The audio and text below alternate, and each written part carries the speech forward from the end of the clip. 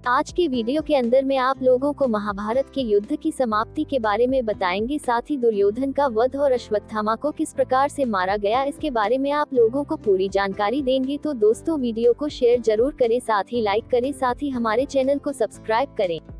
दुर्योधन की प्राय सारी सेना युद्ध में मारी गई थी। अंततोगत्वा उसका भीमसेन के साथ युद्ध हुआ। उसने पांडव पक्ष के पैदल आदि बहुत से सैनिकों का वध करके भीमसेन पर धावा किया। उस समय गदा से प्रहार करते हुए दुर्योधन के अन्य छोटे भाई भी भीमसेन के ही हाथ से मारे गए। अपने राजा दुर्योधन की ऐसी दशा देखकर और अपने पिता द्रोणाचार्य की मृत्यु का स्मरण कर अश्वत्थामा अधीर हो गया। चुपकर वह पांडवों के शिविर में पहुंचा और घोर कालरात्रि में कृपाचार्य तथा कृतवर्मा की सहायता से पांडवों के बचे हुए वीर महारथियों को मार डाला।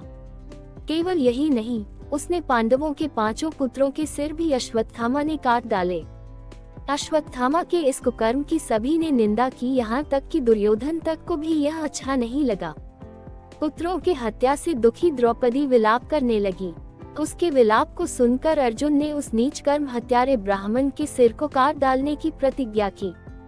अर्जुन की प्रतिज्ञा सुन अश्वत्थामा भाग निकला। श्री कृष्ण को सारथी बनाकर एवं अपना गांडीव धनुष लेकर अर्जुन ने उसका पीछा किया। अश्वत्थामा को कहीं भी सुरक्षा नहीं मिली तो भय के कारण उसने अर्जुन पर ब्रह्मास्त्र का प्रयोग कर दिया। अश्वत्थामा ब्रह्मास्त्र को चलाना तो जानता था पर उसे लौटाना नहीं जानता था।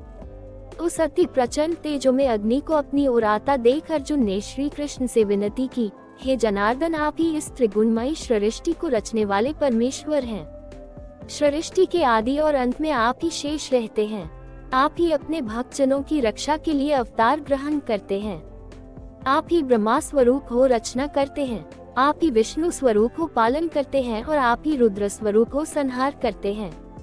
आप ही बताइए कि यह प्रचंड अग्नि मेरी ओर कहां से आ रही है और इससे मेरी रक्षा कैसे होगी। श्री कृष्ण बोले, हे अर्जुन, तुम्हारे भय से व्याकुल होकर अश्वत्थामा ने ये ब्रह्मास्त्र तुम पर छोड़ा है। इससे बचने के लिए तुम्हें भी अपने ब्रह्मास्त्र का प्रयोग करना होगा, क्योंकि अन्य किसी अस्त्र से इसका निवारण नहीं हो सकता। श्री कृष्ण की इस मंत्रणा को सुनकर महारथी अर्जुन ने भी तत्काल आचमन करके अपना ब्रह्मास्त्र छोड़ दिया। दोनों ब्रह्मास्त्र परस्पर भिड़ गए और प्रचंड अग्नि उत्पन्न होकर तीनों लोकों को तप्त करने लगी। उनकी लपटों से सारी प्रजा दग्ध होने लगी। इस विनाश को देखकर अर्जुन ने दोनों ब्रह्मास्त्रों को लौटा कर शांत कर दिया और झपट कर अश्वत्थामा को पकड़कर बांध लिया। श्री कृष्ण बोले, हे अर्जुन धर्मात्मा, सोए हुए, असावधान, मतवाले, पागल, अज्ञानी, रथहीन, स्त्री तथा बालक को मारना धर्म के अनुसार वर्जित है। इसने धर्म के विरुद्ध आचरण किया है। सोए हुए निरपराध बालकों की हत्या की है। जीवित रहेगा तो पुनः पाप करेगा। तत्काल इसका वध करके और इसका कटा हुआ सिर द्रौपदी के सामने रखकर अपनी प्रतिज्ञा पूरी करो।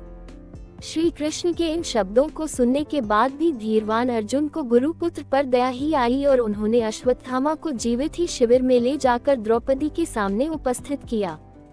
पशु की तरह बंधे हुए गुरुपुत्र को देखकर ममता में द्रौपदी का कोमल हृदय पिघल गया। उसने गुरुपुत्र को नमस्कार किया और उसे बंधन मुक्त करने के लिए अर्जुन से कहा, इनके वध करने से मेरे मृत पुत्र लौटकर तो नहीं आ सकते, अतः आप इन्हें मुक्त कर दीजिए।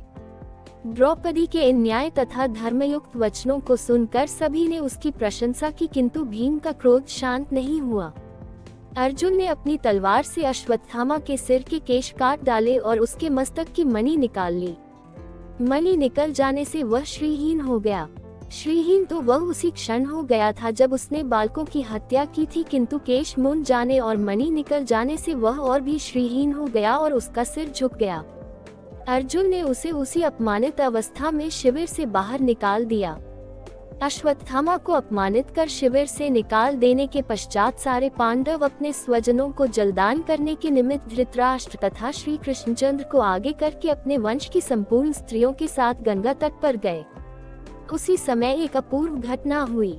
उन्होंने देखा कि उनकी वधू उत्तरा ने व्याकुल स्वर में कहा कि मुझे बचाओ, मुझे बचाओ, मेरी रक्षा करो, आप योगेश्वर हैं, देवताओं के भी देवता हैं, संसार की रक्षा करने वाले हैं, आप सर्वशक्तिमान हैं। ये देखिए, प्रज्वलित लोहे का बाण मेरे गर्भ को नष्ट न कर दे। है प्रभु, आप ही मेरी रक्षा करने में समर्थ हैं। ऐसे कातर वचन सुनकर श्री कृष्ण तुरंत रथ से कूद पड़े और बोले कि अश्वत्थामा ने पांडव वंश को नष्ट करने के लिए फिर से ब्रह्मास्त्र का प्रयोग किया है, जिससे उत्तरा का गर्भ अत्यंत जलने लगा, परंतु श्री कृष्ण ने अपने तप से शिशु को पुनर्जीवित कर दिया। तो दोस्तों, कैसा लगा आपको हमारा वीडियो? आशा करते हैं सभी को पसंद आया होगा। अगर पसंद आया तो हमारे वीडियो को लाइक करें, शेयर करें, साथ ही चैनल को सब्सक्राइब जरूर करें।